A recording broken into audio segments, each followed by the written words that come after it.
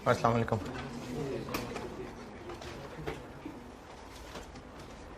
आप कॉस्ट में भी हैं? आप कॉस्ट में भी हैं? अच्छा, दुरूद शरीफ पढ़ लें।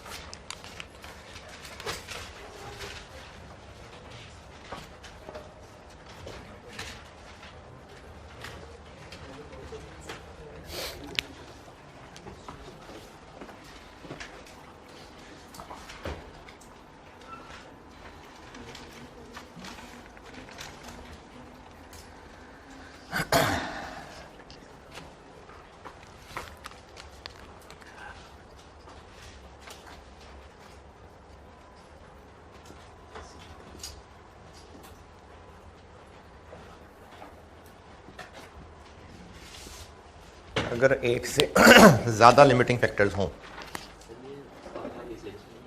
अरे अभी लिखा ही है मैंने, अभी देखो शाखें निकालता हूँ, देखो कौन कौन सी शाख निकलती हैं।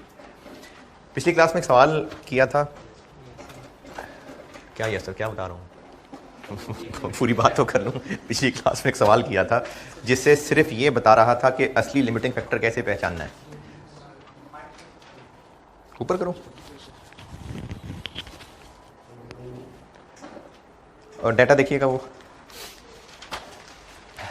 दो प्रोडक्ट्स थे और मटेरियल की रिक्वायरमेंट 32,000 किलो थी जबकि अवेलेबल 32,500 था, और मशीन आवर्स की रिक्वायरमेंट 27,000 थी जबकि अवेलेबल 25 था।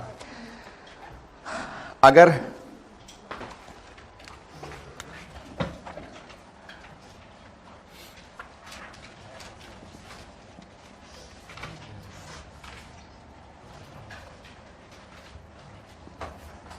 दूसरा क्या था, मटेरियल।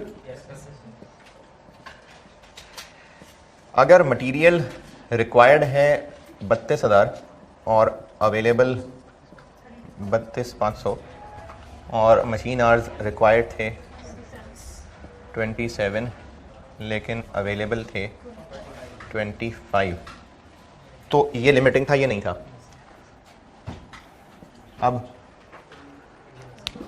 अब दोनों ही लिमिटिंग है, अब दोनों लिमिटिंग है। ये एक दफ़ा सवाल ऐसा आया है इसलिए ये डिस्कशन कर रहा हूँ, और ऐसा ट्रेंड चला है, होता रहता है कि पास वाले सवाल रिपीट हो जाते होते हैं। अभी इस दफ़ा भी वो एक स्प्रिंग टाइम वाला सवाल कॉपी हुआ, फिर इसके अलावा और एक और था गालिबन, वो भी पहले जैसे कॉपी था सवाल। तो ये एक दफ़ा सवाल आ चुका हुआ है, उसकी वजह से मुझे ये डिस्कशन करनी पड़ रही। ये दोनों लिमिटिंग हैं अब, क्योंकि दोनों ही रिक्वायरमेंट से कम अवेलेबल हैं। अगर ऐसा मसला बन गया तो फिर ये डबल सवाल हो जाएगा।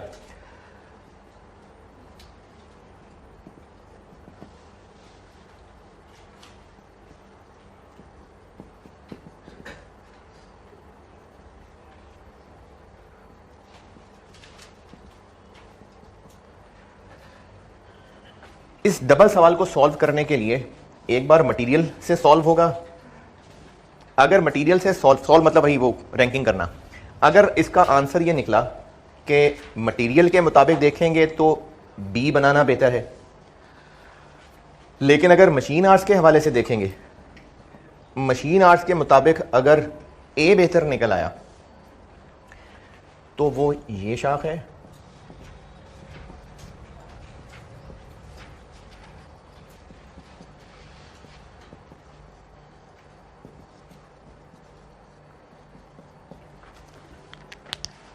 यानी मटेरियल के एतबार से रैंकिंग करके देखें। रैंकिंग करनी इसी तरह से ही है, कंट्रीब्यूशन पर यूनिट, कंट्रीब्यूशन पर केजी। अगर मटेरियल के एतबार से रैंकिंग की तो बी बेहतर निकल आया, लेकिन मशीन आर्ट्स के एतबार से रैंकिंग की तो ए बेहतर निकल आया, तो ये वाला scenario, different ranking for different factors. लेकिन अगर मशीन आर्ट्स के मुताबिक भी ए बेहतर निकला और मटेरियल के एतबार से भी ए बेहतर निकला, तो फिर ये वाला सिनेरियो। अगर एक से ज्यादा लिमिटिंग फैक्टर हो जैसे ये है तो डबल सवाल रैंकिंग करके देखेंगे। अगर रैंकिंग इस फैक्टर के एतबार से भी इस फैक्टर के एतबार से भी सेम हो, सेम से मुराद ये है कि जिसकी पहली पोजीशन इसके मुताबिक है उसकी पहली पोजीशन इसके मुताबिक भी है, तो फिर ये सिनेरियो है। और अगर ये रैंकिंग डिफरेंट होती जो मैंने पहले लिखा था तो फिर ये सिनेरियो है। पहले तो ये सिनेरियो का फर्क देखिए, समझ आया क्या? नहीं नहीं, हाँ हाँ, सेम रैंकिंग, यानी अगर मैं ए बी,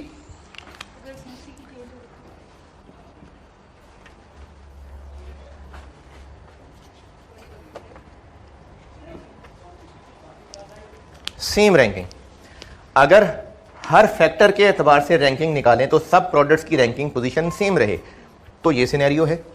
लेकिन अगर हो जाए ये फर्स्ट बेशक ए ही आए लेकिन सेकंड थर्ड बदल गया तो ये सिनेरियो है। ये दोनों शाखों का फर्क है। ओके, अगर ये सिनेरियो है तो ये तो पक्का आपके सिलेबस में नहीं है।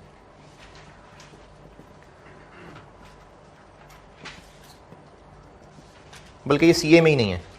अब आप इसके बगैर ही मर जाएंगे, ये नहीं सीख सकेंगे जिंदगी में आप। लेकिन खैर है, इसका कब्र में सवाल नहीं है, कोई मसला नहीं।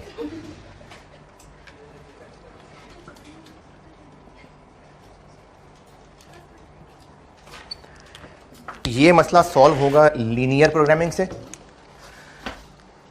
लीनियर प्रोग्रामिंग आपने क्यूएम में शायद पढ़ी हो कि नहीं, बीएफडी में भी पढ़ेंगे, लेकिन वो लॉन्ग टर्म डिसीजन मेकिंग वाली होगी। ये शॉर्ट टर्म डिसीजन मेकिंग वाली दिसंबर तक थी, उसके बाद ख़त्म हो गई सिलेबस में। अब आप जब पहुंचेंगे तो सिलेबस में नहीं होगी ये, तो ये आपके सिलेबस में नहीं।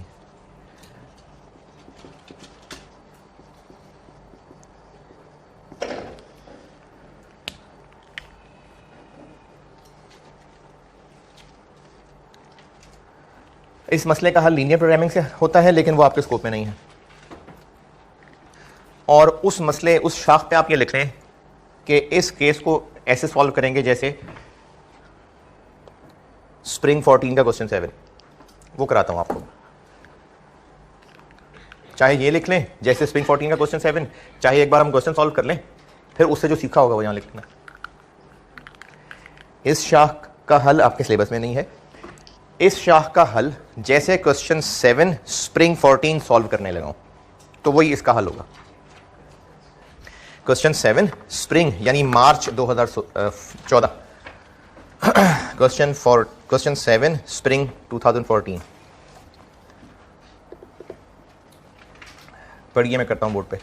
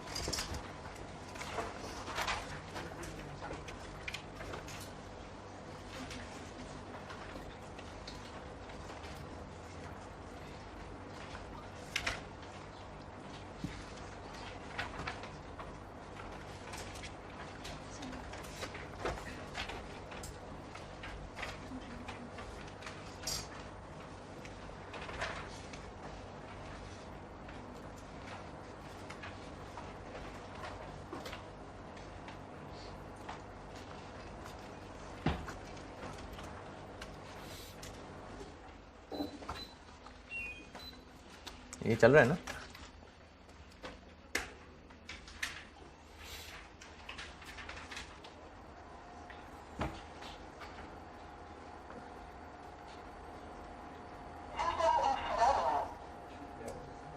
क्या हुआ? ये कैमरे से आवाज आई? कैमरे से आवाज आती है कि कैमरा रिकॉर्डिंग करता है? अच्छा,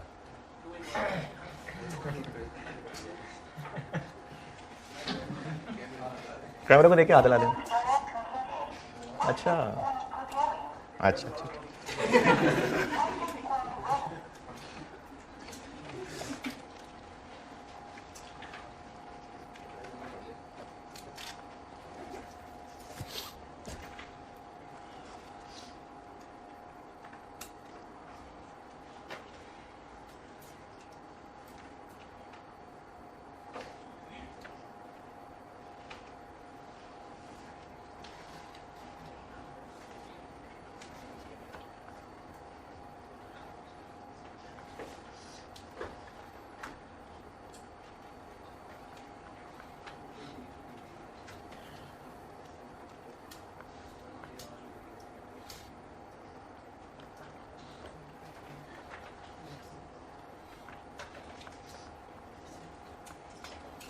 जी पढ़ लें तो शुरू करूं।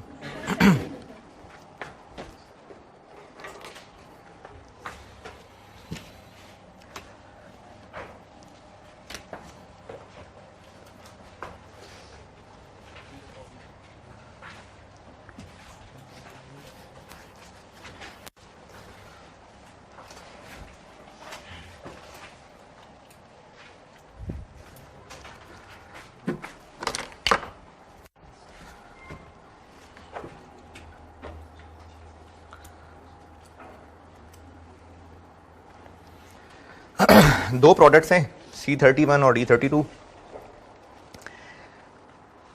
और बज़ाहिर लिमिटेड लग रहा है मटेरियल बी भी और स्किल्ड लेबर के आर्स भी। ये 0.4 के नीचे लिखा हुआ है the company is faced with the under mentioned constraints. Constraints limitation को कहते हैं, रुकावटों को। तो कंस्ट्रेंट्स हैं मटेरियल बी में भी और स्किल्ड लेबर में भी। तो ये दो लिमिटिंग फैक्टर वाला सवाल हो गया।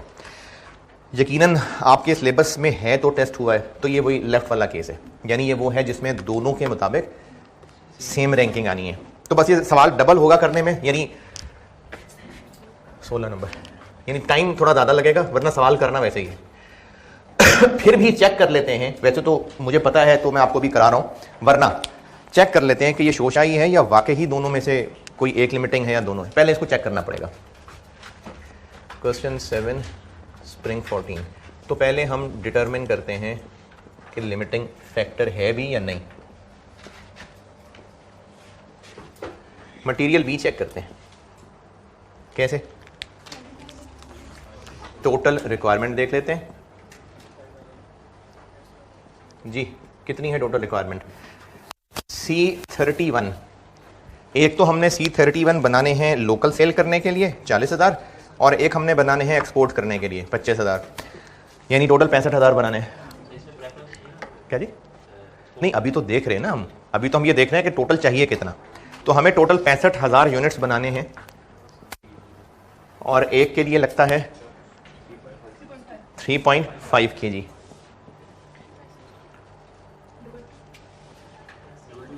डबल 2 7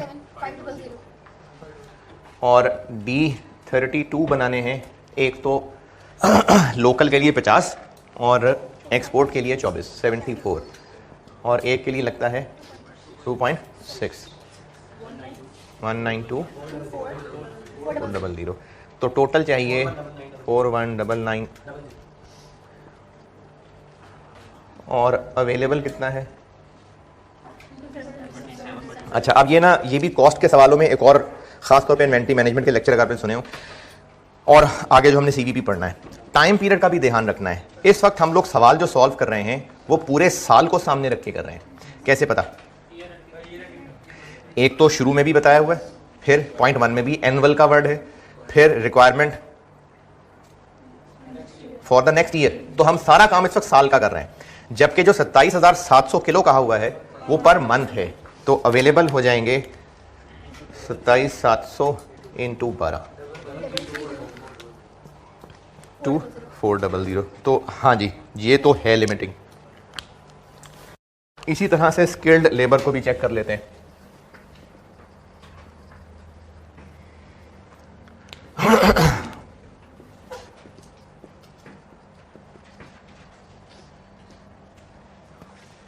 C31 65,000 यूनिट्स बनाने और उसके लिए स्किल्ड वाले चाहिए 2.4 156 000 और D32 बनाने हैं 74 और इसके लिए चाहिए 2 148 000। तो टोटल आवर्स चाहिए 304 000, जबकि अवेलेबल कितने हैं। अच्छा, मैंने ये तो डिस्कस ही नहीं किया, ये कैसे पता कि इस टॉपिक का सवाल है।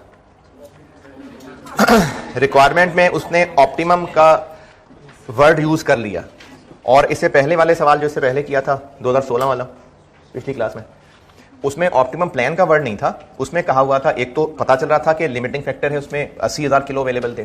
दूसरा सवाल में लिखा हुआ था कि हर प्रोडक्ट के कितने कितने यूनिट्स बनाए कि प्रॉफिट मैक्सिमाइज हो जाए। तो बेशक नाम नहीं लिखा हुआ था लेकिन काम से पता चल गया, यहां पर नाम लिख दिया ऑप्टिमल प्रोडक्शन प्लान, तो सवाल पहचाना जाता है, ये कोई इशू नहीं होता है सवाल को पहचानने में। तो ये इस टॉपिक का सवाल है।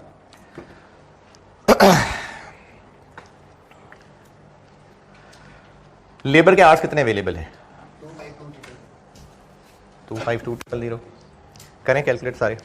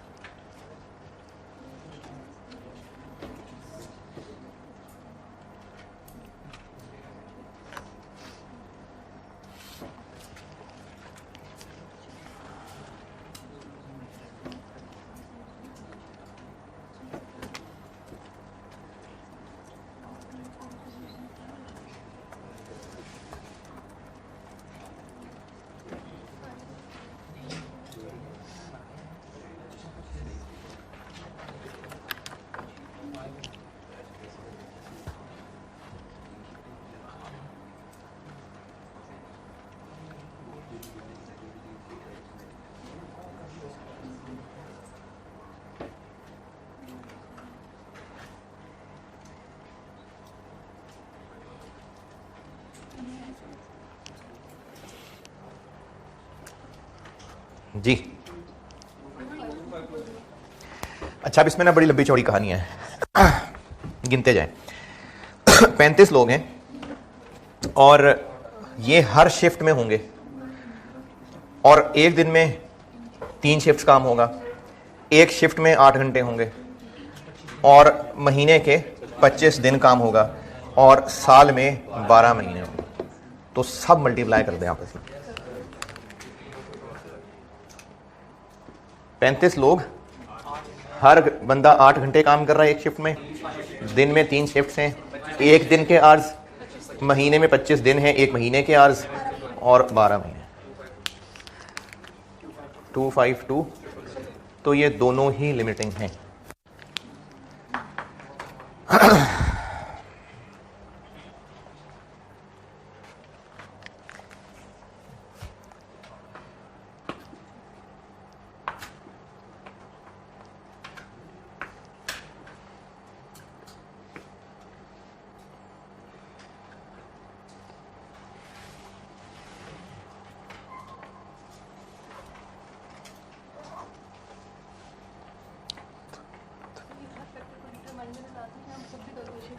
खुद कैसे? नहीं, अपने जज्बात एग्जामिनर तक पहुंचाने हैं ना, उसको बताना है कि क्या हमने कैसे कैलकुलेट किया है। और वैसे भी ये सारा कुछ ज़बानी जो करके देखना है तो लिख लें, तो लिखेंगे तो पेपर मार्क होगा ना। तो अब ये दोनों लिमिटिंग फैक्टर आ गए, अब हमें दोनों पे सवाल सॉल्व करना पड़ेगा, यानी दोनों पे रैंकिंग निकालनी पड़ेगी। C31 और D32। सेल प्राइस, हाँ जी, सेल प्राइस कितनी? हाँ, एक्सपोर्ट और लोकल की अलग अलग है। नहीं, लेकिन हमने तो कंट्रीब्यूशन निकालनी है ना, तो सेल प्राइस अलग है तो कंट्रीब्यूशन भी अलग ही होनी है। तो कौन सी सेल प्राइस लिखें? अलग कॉलम बनाए, यानी C31 लोकल अलग, एक्सपोर्ट अलग, D32 लोकल अलग, एक्सपोर्ट अलग। कॉस्ट सेम है लेकिन हमने कंट्रीब्यूशन निकालनी है ना, ऐड कर दें। मतलब मैं इस वक्त ये जो फिगर्स कैलकुलेट कर रहा हूँ ये पर यूनिट ले रहा हूँ मैं, पर यूनिट, तो सेल प्राइस ऐड कर दें, एवरेज ले लें, अलग अलग कर लें, यानी C31 के 2 कॉलम, D32 के 2 कॉलम। ऐसे ही करते अगर रिक्वायरमेंट ध्यान से पड़ी होती तो रिक्वायरमेंट में लिखा हुआ है कि एक्सपोर्ट हम मना नहीं कर सकते, एक्सपोर्ट करनी ही करनी है। अच्छा, ये जो हम लोग कैलकुलेशन कर रहे होते हैं, इसका एंड रिजल्ट क्या निकलता है? क्यों करते हैं कैलकुलेशन? रैंकिंग ना। तो हमने रैंकिंग उसकी करनी है जो हमारी मर्जी है कि प्रोड्यूस करें ना करें। एक्सपोर्ट तो करनी ही करनी है, तो जब करनी ही करनी है तो उसकी रैंकिंग करने की जरूरत ही नहीं है। दोबारा सुने, रिक्वायरमेंट में लिखा हुआ है कि हम लोग बाउंड हैं एक्सपोर्ट्स करने के, हम नहीं कैंसिल कर सकते क्योंकि इतने हैवी फाइन्स हैं कि हम उनको कैंसिल नहीं कर सकते। तो एक्सपोर्ट्स जब करनी ही करनी है तो C31 की भी एक्सपोर्ट करनी है, D32 की भी करनी है। तो जब एक्सपोर्ट करनी ही है फिर रैंकिंग क्या करनी है उसकी करके? क्या पता है कि एक्सपोर्ट की रैंकिंग चौथी आ जाती, फिर करनी तो करनी है। तो इसलिए एक्सपोर्ट को यहां नहीं लिखना। अगर ये ना कहा होता तो हम 4 प्रोडक्ट्स कंपेयर करते। C31 लोकल को अलग प्रोडक्ट कहते, C31 एक्सपोर्ट को अलग प्रोडक्ट कहते, क्योंकि दोनों की कंट्रीब्यूशन फर्क है। कंट्रीब्यूशन क्यों फर्क है? कॉस्ट तो सेम है, सेल प्राइस फर्क है। तो इसलिए हम यहां 4 कॉलम जरूर बनाते अगर रिक्वायरमेंट में एक्सपोर्ट को कमिटेड ना कहा होता तो अब जब एक्सपोर्ट करनी ही करनी है तो फिर डिसीजन मेकिंग किस में है? सिर्फ लोकल में, इसलिए सिर्फ लोकल लिखनी है। हाँ? अच्छा, वो मैंने गुलबर्ग में कर दी थी बात, गांटो में नहीं हुई थी ये बात। कमिटमेंट वाली प्रोडक्शन को पहले लिखना है और उसके बाद फिर रैंकिंग पे आना है। तो अगर 2-3 प्रोडक्ट्स हैं जिनकी कमिटमेंट की हुई है, उनमें कौन सी पहले बनाएंगे? 2 प्रोडक्ट्स हैं, दोनों की कमिटमेंट है, रैंकिंग के मुताबिक।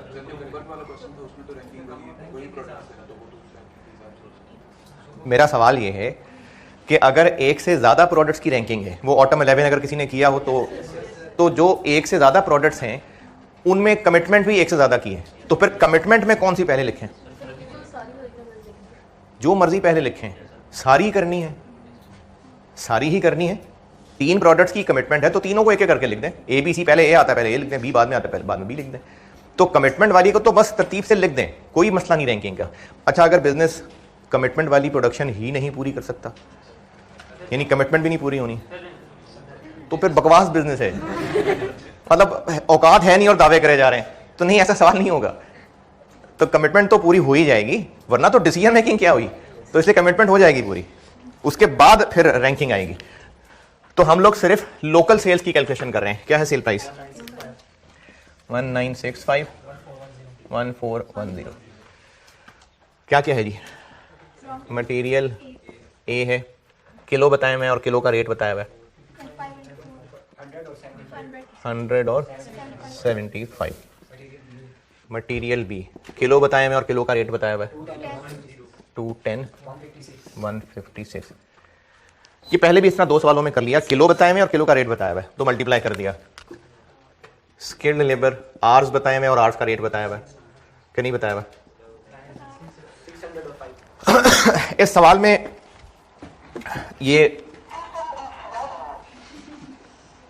इस सवाल में काम थोड़ा ज्यादा हो गया ना, इसलिए बाकी फिगर्स पे स्ट्रेट फॉरवर्ड है। तो मटेरियल के किलो बता दिए और साथ ही अंग्रेजी के उनका रेट बता दिया। इसी तरह लेबर के आर्स बता दिए और साथ ही अंग्रेजी में उनका रेट पर आर बता दिया। 250 पर आर है, लेकिन इसको हमें पर यूनिट बना के लिखना है। तो किलोस को 25 और 60 से मल्टीप्लाई कर लिया और स्किल्ड, अच्छा स्किल्ड लेबर 600 और सेमी स्किल्ड 600 300। वेरिएबल ओवरहेड्स ये दिए हुए हैं 125 और 60 330 319। ये हो गया कंट्रीब्यूशन पर यूनिट। जहां तक पहुंचे फिर आगे करता हूं।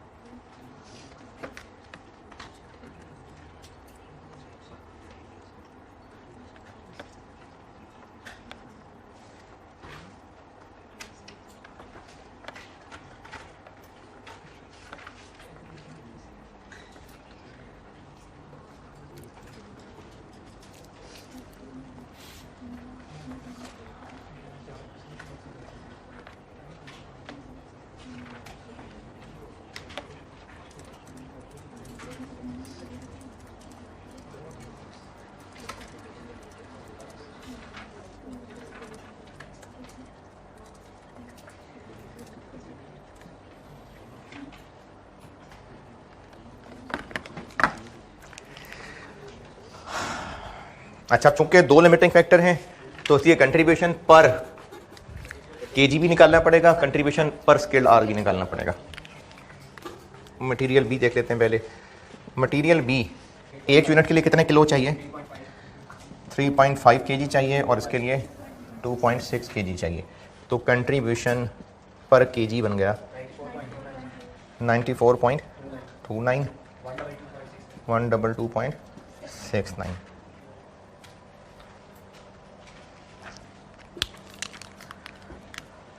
ये फर्स्ट है।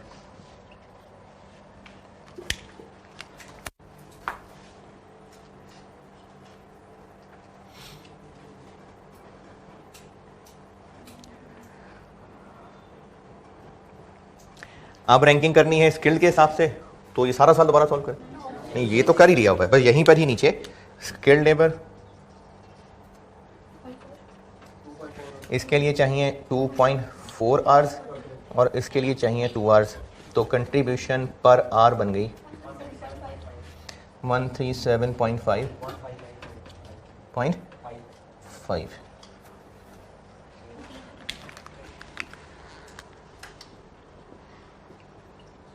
तो रैंकिंग दोनों में सेम है, सेम ही आनी थी क्योंकि आपके लेवल पे सेम ही आनी बनती है।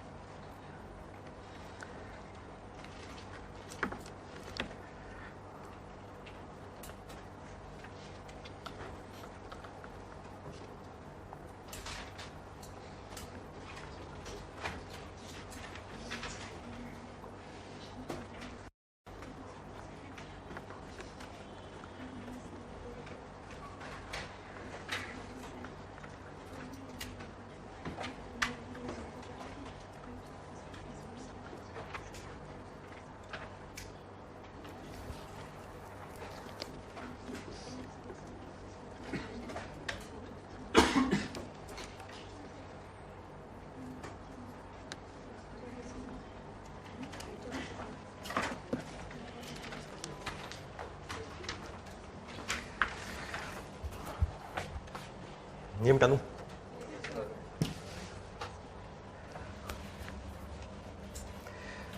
अब चूंकि दो लिमिटिंग फैक्टर हैं तो ये डबल सवाल हो गया, यानी दो प्रोडक्शन प्लान बनेंगे।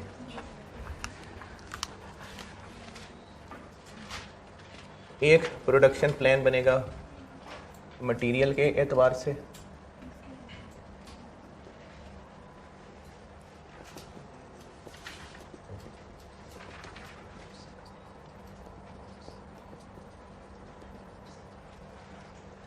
कितने से स्टार्ट होगा ये अभी शुरू में कर लिया था। कितना अवेलेबल है? 332400। पहले कमिटमेंट एक्सपोर्ट्स,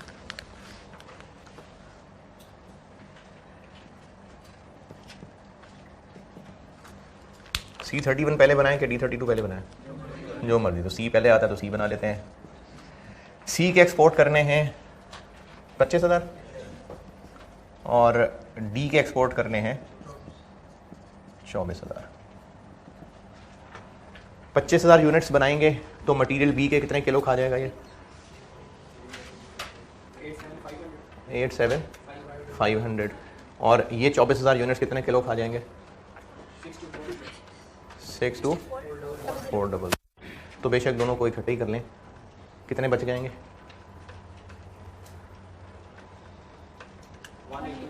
1825। यहां से आगे अब रैंकिंग चलेगी।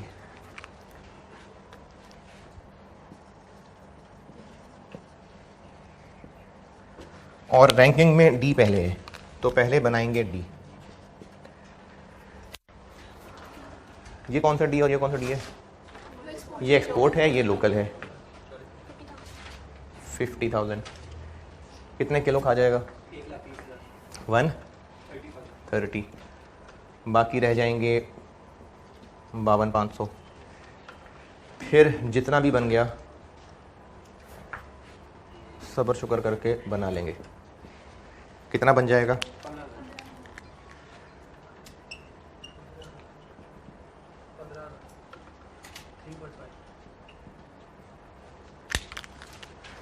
15,000।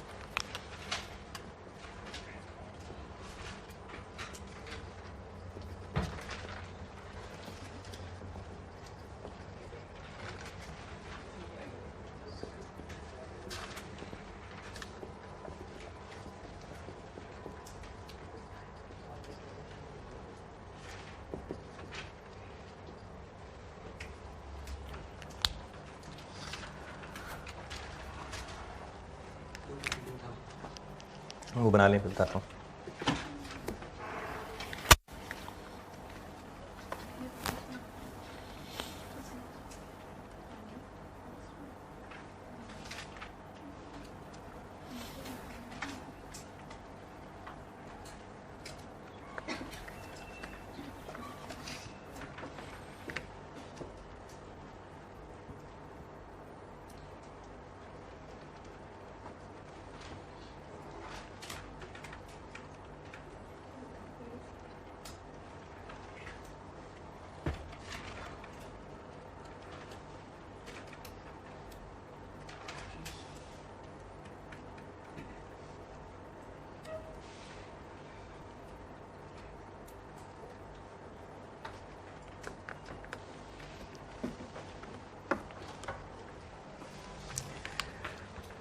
ये स्टार्ट होगा कितने से?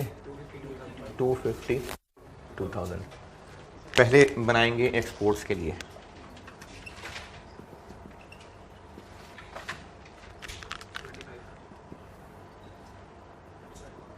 कितने घंटे यूज़ हो जाएंगे? 60,000। फिर बनाएंगे D24, कितने घंटे यूज़ हो जाएंगे? 48। अच्छा, ये जो ऑनलाइन वाले जिनको लग रहा है थोड़ा जल्दी जल्दी हो रहा है, सवाल के अंदर ना टेबल के अंदर ये दी नहीं है सारी चीज़ें कि एक यूनिट के लिए कितने कितने आवर्स लगने हैं, तो मैं बस उनको मल्टीप्लाई कर रहा हूँ। D32 के लिए लग रहे हैं स्किल्ड के 2 आवर्स, तो 2 को मैंने 24 से मल्टीप्लाई कर दिया और दोनों का एक ही बार करके बैलेंस निकाल लें। 144,000। अब आते हैं रैंकिंग पे बेस करके। पहले बनाएंगे D32 50,000, 1 लाख, बाकी रह जाएगा 44। फिर 44 से C31 बना सकेंगे। 44 डिवाइडेड बाय 2.4, 18,333।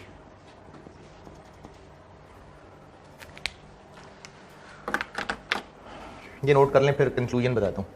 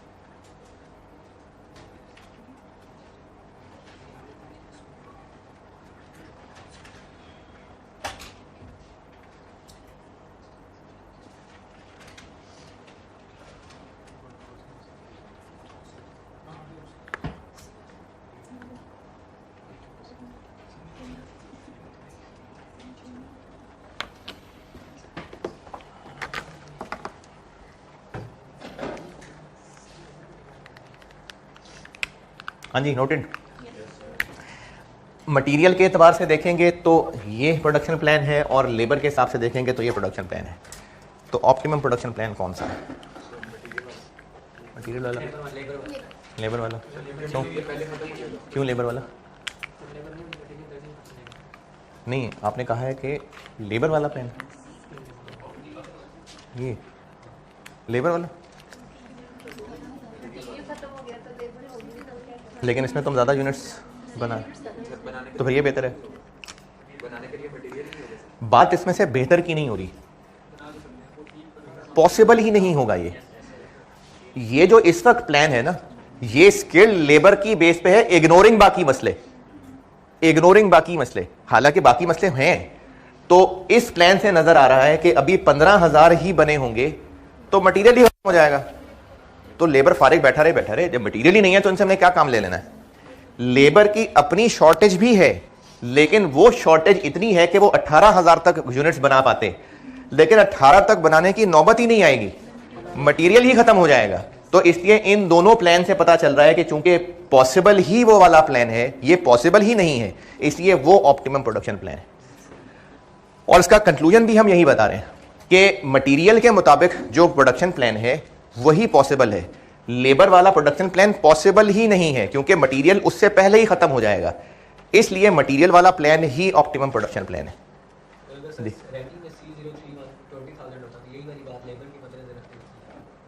क्या अगर वहां 20,000 होता, यानी वो 20 होता और ये 18 होता, तो फिर हम इसको प्रोडक्शन प्लान कहते कि वो पॉसिबल नहीं है, फिर ये ऑप्टिमम प्रोडक्शन प्लान होता। तो अगर एक से ज्यादा लिमिटिंग फैक्टर आ गए तो क्या कंक्लूजन, उसकी समरी दोबारा बताता हूं। सवाल वैसे ही सॉल्व करेंगे जैसे करते हैं, बस एक्स्ट्रा काम ये करना पड़ेगा कि एक तो रैंकिंग दोनों पे अलग अलग निकालनी पड़ेगी, फिर प्लान दोनों के अलग अलग बनाने पड़ेंगे, और फिर जिसमें यूनिट्स कम बन सकते होंगे वो ऑप्टिमम प्रोडक्शन प्लान होगा, क्योंकि ये बन ही नहीं सकेंगे, मटीरियल ही पहले खत्म हो जाएगा।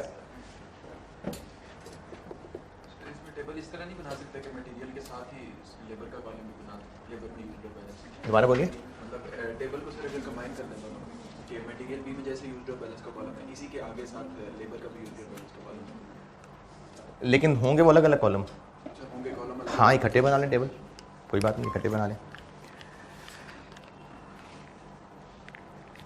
ये बात आई समझ। देखें, आपके पेपर में 3 घंटे आपको दिए हैं, तो ये 3 घंटे थोड़े हैं कि ज़्यादा हैं? थोड़े हैं। लेकिन अगर आपको पेपर ही नहीं आता तो फिर 3 घंटे का मसला ही नहीं है ना, फिर तो पहले ही आप पेपर करके बैठ जाएंगे, तो मटेरियल ही खत्म हो जाएगा, तो टाइम लिमिटेशन तो तंग ही नहीं करेगी। तो इसलिए मटेरियल वाला प्लान ही ऑप्टिमम प्रोडक्शन प्लान है।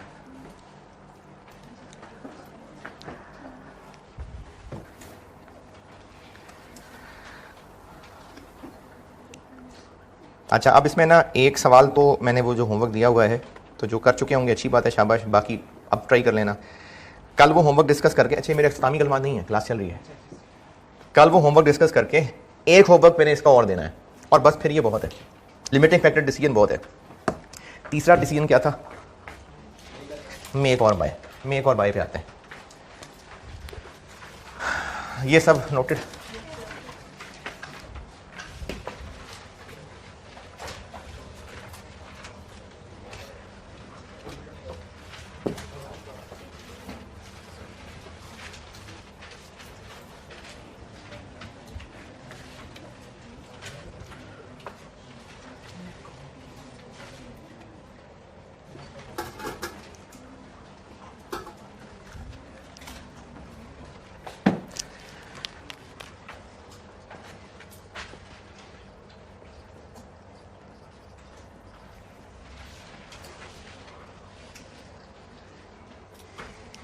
इसको ना आपको ये इस तरह से भी मिल सकता है, इसको आउटसोर्सिंग डिसीजन भी कहते हैं।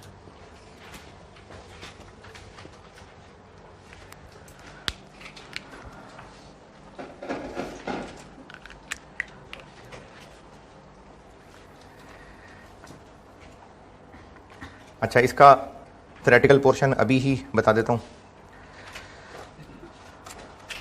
इस चैप्टर में बाकियों का नहीं है कोई ख़ास, इसी का ही है, आउटसोर्सिंग डिसीजन का। अच्छा, वो मुझे एक स्टूडेंट ने कहा था कि आप जो थ्योरेटिकल पोर्शन पेज नंबर बताते हैं वो तो हमारे पास मैच ही नहीं कर रहा होता, तो आपने ना पिछले सेशन वाली डाउनलोड की होगी, इस सेशन वाली डाउनलोड करें। मैं आपको इस सेशन वाली बुक से बताता हूँ पेज नंबर। ये अभी सेशन के शुरू में बुक अपलोड हुई थी, उसमें एक नया चैप्टर एडिट था, तो अगर आपने कुछ 6 महीने पहले डाउनलोड की हुई है तो वो पुरानी बुक थी।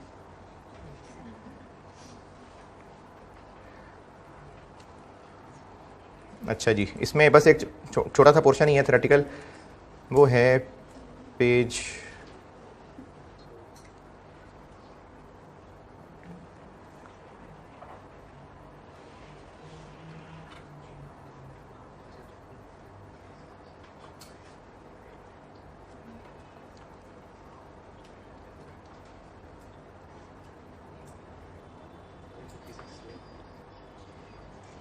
ये क्या हो रहा है?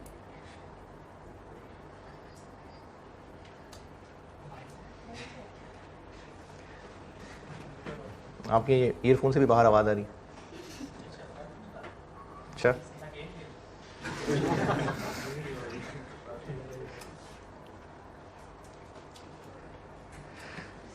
पेज 572,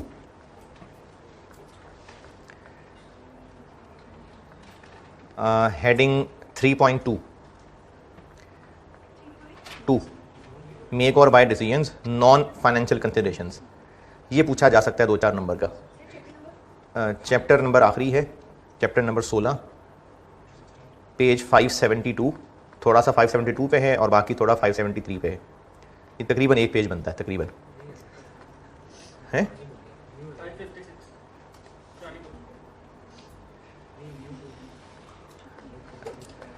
अच्छा, पुरानी बुक में पेज आगे पीछे होगा, वरना था उसमें भी ये डिसीजन मेकिंग टेक्निक्स चैप्टर में हेडिंग 3.2 ही थी, make or buy decisions non financial considerations. इसका मतलब ये है कि हम तो कॉस्ट एंड मैनेजमेंट अकाउंटिंग पढ़ रहे हैं ना, हमने तो डिसीजन मेकिंग जो भी करनी है वो तो रुपए पैसे को देख के करनी है। नॉन फाइनेंशियल कंसिडरेशन का मतलब है कि पैसों के अलावा और क्या फैक्टर्स हो सकते हैं। जैसे अगर आपने फैसला करना है कि किस कैंपस में क्लास पढ़नी है, तो इस डिसीजन के लिए फाइनेंशियल फैक्टर्स क्या होंगे, फीस कितनी है, आने जाने का किराया कितना है, हॉस्टल का किराया कितना है। नॉन फाइनेंशियल फैक्टर्स ये हैं कि सीट्स कंफर्टेबल कहाँ हैं, एसी काम करते हैं कि नहीं करते, ये नॉन फाइनेंशियल फैक्टर्स है। टाइमिंग क्या है, तो ये नॉन फाइनेंशियल फैक्टर्स होते हैं जिसमें रुपया पैसा इन्वॉल्व नहीं है, अदर फैक्टर्स हैं। तो पूछा इसमें यह जा सकता है कि क्या अदर फैक्टर्स हैं या नॉन फाइनेंशियल फैक्टर्स हैं ये डिसीजन करने के लिए कि आउटसोर्सिंग करें या ना करें। ये एक पेज है और इसको रट्टा लगाने की बिल्कुल जरूरत नहीं है, आप ये खुद से भी पॉइंट बना सकते हैं। मैं भी ये टॉपिक पढ़ाऊंगा ना तो आपको बताऊंगा, खुद भी पॉइंट बना सकते हैं। फिर भी एक दफ़ा पढ़ लीजिएगा तो जरा अंग्रेजी मिल जाती है लिखने के लिए, वरना अपने पास अंग्रेजी की कमी होती है। तो ये है चैप्टर में से बस मेक और बाय डिसीजन। क्या लगता है नाम से, क्या डिसीजन है ये मेक और बाय? जो प्रोडक्ट हमने बेचना है वो या तो हम बना लें, या बेचना क्या इस्तेमाल भी करना हो सकता है, वो या तो हम खुद बना लें या खरीद लें। अच्छा, इसको आउटसोर्सिंग डिसीजन क्यों कहते हैं? क्योंकि आउटसोर्स यही है कि जो काम खुद करना था वो किसी और से काम करवा लें। तो या तो खुद कर दें, खुद बना लें, या किसी और से बनवा लें, मतलब किसी से बना हुआ खरीद लें। तो इसको आउटसोर्सिंग डिसीजन कहते हैं कि या तो खुद बना लें या हम किसी से खरीद लें। अच्छा, इस डिसीजन के लिए ये रेलिवेंट चीज लग रही है कि हम प्रोडक्ट बेचते कितने का है? तो इसमें डिसीजन क्या ख्याल है, कैसे होना चाहिए? जो सस्ती ऑप्शन है वो चूज कर लो, बिल्कुल ऐसे ही है। तो इसमें आगे मजीद दो केसेस हैं, एक अभी बता रहा हूं, बाकी फिर कल बताऊंगा। 3.1 सिंगल प्रोडक्ट डिसीजन।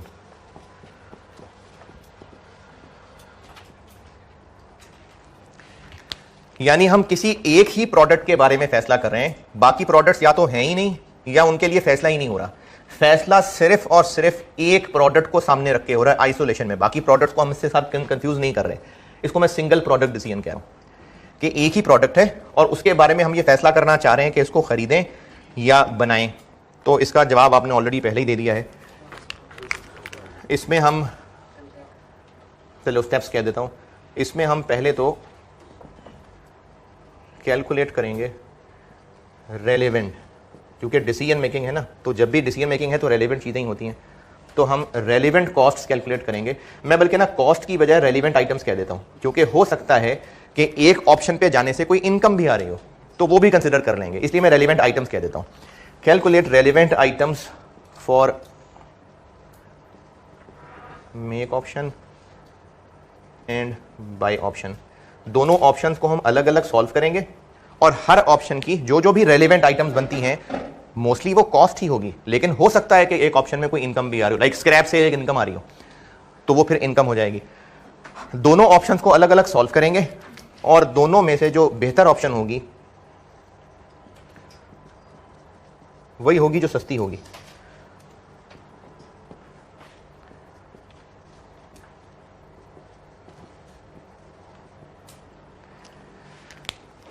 जिसकी सबसे कम कॉस्ट पड़ेगी वो रेलेवेंट होगी, वो बेहतर होगी।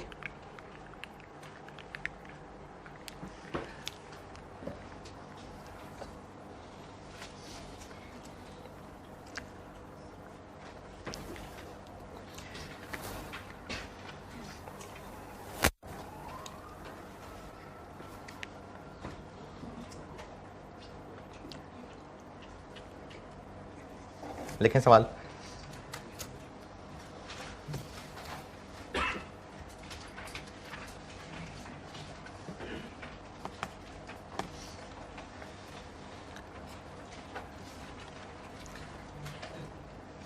Annual requirement of product A, annual requirement of product ए, ये नोट करिए। क्या कर रहे हैं अभी? चलें कर रहे हैं तो कर लें।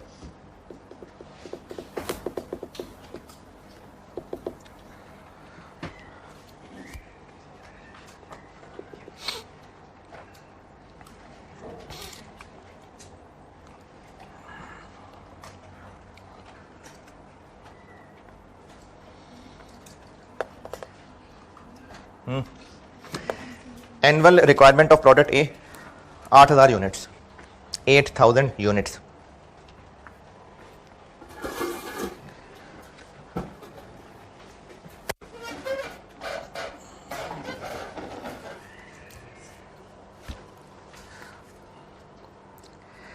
currently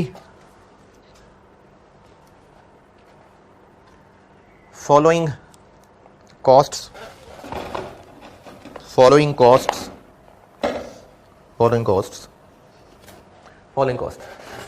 are incurred for production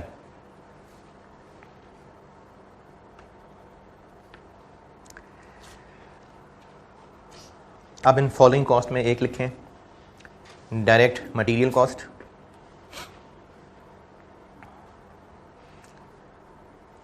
$40 per unit, 40 रुपए per unit. Direct labour cost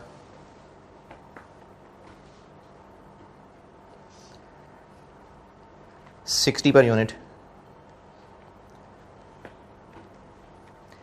variable FOH,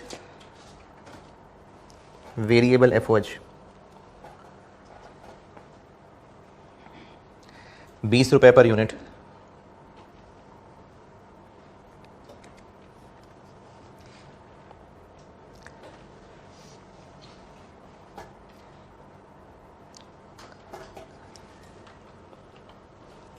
monthly rental of production machine monthly rental of production machine 5,000 रुपये।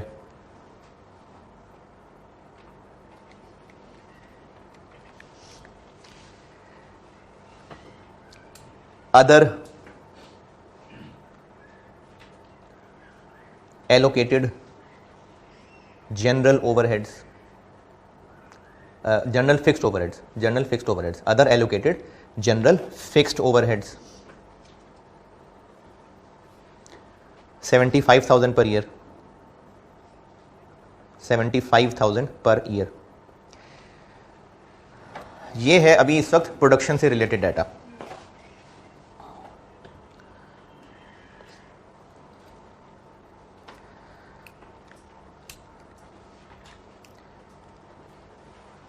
If production is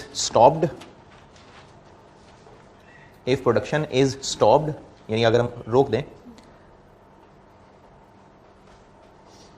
then production machine will not be required.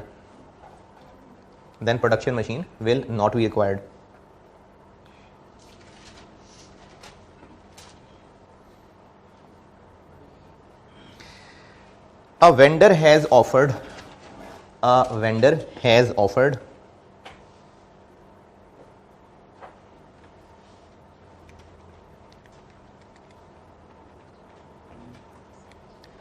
to supply product A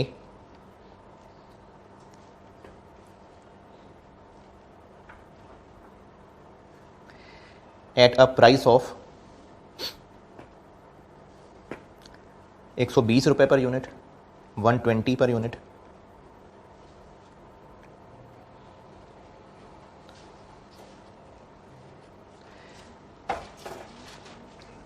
Transportation cost will be incurred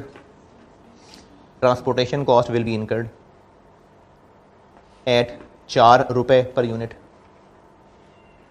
₹4 per unit.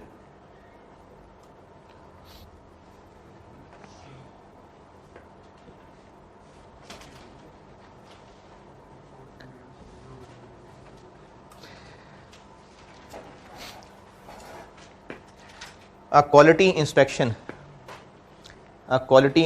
supervisor will be hired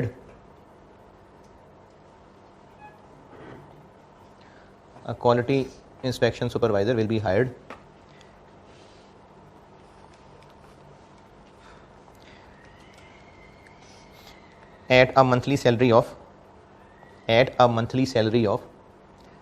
10,000 रुपये। अच्छा, मैं चूंकि खुद सवाल लिखवा रहा हूं ना, इसलिए मैं तो टू दी पॉइंट बातें लिखवा रहा हूं। अदरवाइज ये और बेहतर तरीके से लिखा होता कि क्यों रखना पड़ेगा सुपरवाइजर, अगर हम खरीदेंगे तो, यानी ये खरीदने से लेंगे। मैंने इस तरह ऐसे लिखवाया नहीं है क्योंकि मैं तो बस टू दी पॉइंट बातें लिखवा रहा होता हूँ। तो ये हम अगर खरीदने पे जाएंगे ना, तो पता नहीं वो वेंडर सही चीज़ें बेचे ना बेचे, तो हमें फिर एक बंदा रखना पड़ेगा जो इंस्पेक्शन करेगा कि वेंडर सही चीज़ें बेच रहा है कि नहीं बेच रहा। तो उसके भी फिर हमें एक बंदा रख के तनख्वाह देनी पड़ेगी। रिक्वायर्ड है मुझसे कि ये नहीं, अभी रिक्वायर्ड है कि ये वेंडर की ऑफर एक्सेप्ट करें या ना करें। यानी वो जो हमें कह रहा है कि 120 रुपये का मुझसे खरीद दो, तो हम उसकी ऑफर एक्सेप्ट करें या ना करें।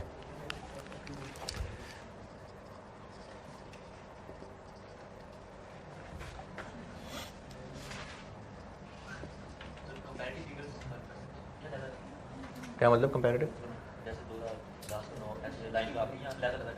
चीज़ें अलग अलग हैं तो फिर अलग अलग ही बना रहे ना। तो कॉलम तो तब बनाए अगर चीज़ें एक जैसी हों। ये अलग है, ये अलग है।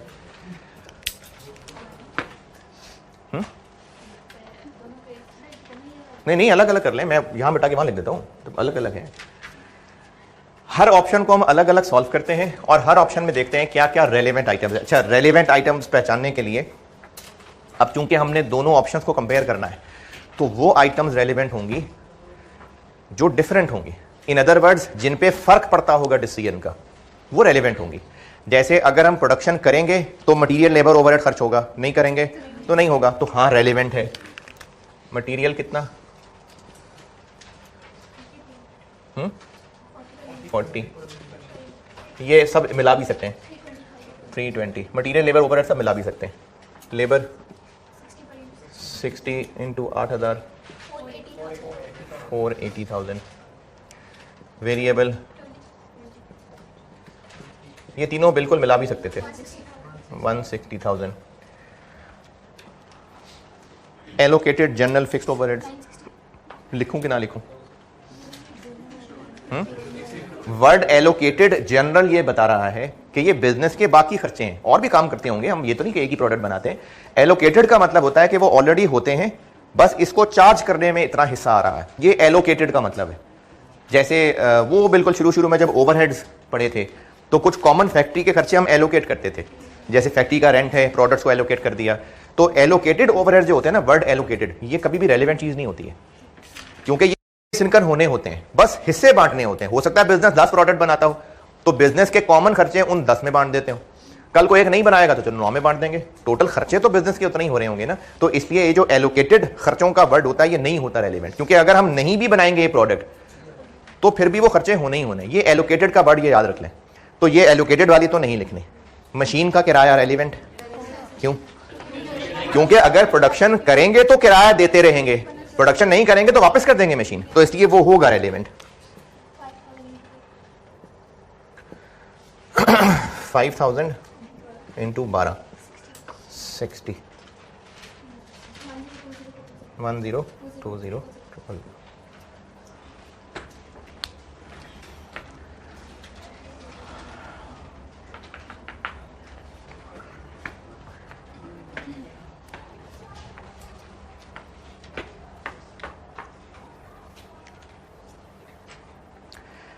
अच्छा, ये दोनों ऑप्शन ना अलग अलग सॉल्व कर रहे हैं, ये जरूरी नहीं कि आप भी पेज को आधा करके कंपैरिजन करें, मैं तो वैसे ही बस इधर लिख रहा हूं और इधर लिख रहा हूं। अगर बाय करें तो क्या खर्चा होगा जो बाय ना करते तो ना होता? यही जो तीनों खर्चे बताए हैं। एक तो हमें इसको परचेज करने पे 120 रुपए देने होंगे, ये भी दोनों को मिला सकते हैं 960। ट्रांसपोर्टेशन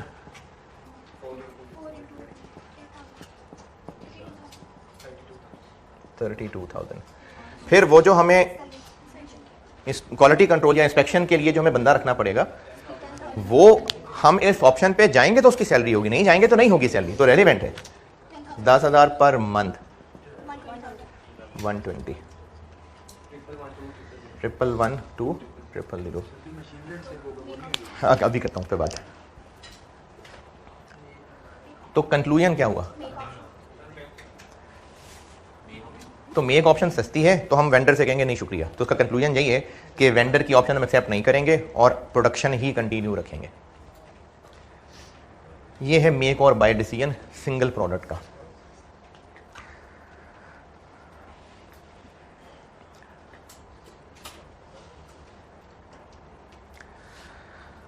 अच्छा, चूंकि मैंने अभी सामने ये सॉल्व किया हुआ है ना, इसलिए अभी जिक्र कर रहा हूं। वैसे तो आपके दिमागी हालत देख के मुझे लगता है फायदा नहीं मुझे होगा, लेकिन अभी कर रहा हूं जिक्र। समझ आ गया तो ठीक है, नहीं तो मैंने 2-3 दिन बाद दोबारा करना है इस पर जिक्र, और तब मैं आपको ये पेजेस पर हटवा के इससे रिलेट करूंगा कि फलाना पेजेस खोल के देखिए। अभी करता हूं, अगर समझ आ जाए तो ठीक है, नहीं तो तब कर लूंगा। ये जो परचेज ऑप्शन लिखी है यहां, मशीन हमने रेंट पे ली हुई थी। अगर परचेज ऑप्शन पे जाएंगे तो वो जो मशीन का रेंट पड़ता था वो नहीं पड़ेगा, तो उसको एज अ सेविंग दिखा दें यहाँ। हैं, देखें, हमने पहले प्रोडक्शन करनी थी तो उस पर मटीरियल लेबर ओवरहेड लगता था, मशीन किराए पे ली हुई थी, मशीन का किराया जाता था। अगर बाय ऑप्शन पे चले गए तो वो जो खर्चा होता था वो सेव हो जाएगा। नहीं, ली हुई है ना हमने, तो कह रहा हूं हमने मशीन रेंट पे ली हुई है। नहीं, देखें, मशीन रेंट पे है, हम अभी प्रोडक्शन करते हैं, मशीन है रेंट पे। अगर हमने प्रोडक्शन छोड़ के बाय ऑप्शन चूज कर ली तो फिर वो मशीन वापस कर देंगे ना, फिर जो किराया पड़ा करता था अब वो बच जाएगा, तो हम उसको एज अ सेविंग लें। नहीं है, ये मैंने पिछले सेशन में कहा था, अभी नहीं कहा। हाँ जी, हाँ जी, तो आना चाहिए। हाँ, आना चाहिए कि नहीं आना चाहिए? आना चाहिए। नहीं, मैं तो बता ही दूंगा। हाँ नहीं होगा तो आना चाहिए। तो फिर मटेरियल लेबर भी लगना था, वो भी नहीं लगेगा, फिर वो भी सेविंग आनी चाहिए। हाँ जी। और अब मैं यहाँ आके कहता हूँ, चूंकि बाय अब नहीं करेंगे तो वो जो बाय करने पे खर्चा होना था वो नहीं होगा, तो उसको यहाँ सेविंग दिखा दें हैं। ये मसला समझ आया कि नहीं? अच्छा, इस मसले का जवाब दे रहा हूं, लेकिन मैं फिर इस पे दोबारा बात करूंगा अगर अभी हजम ना हुआ तो।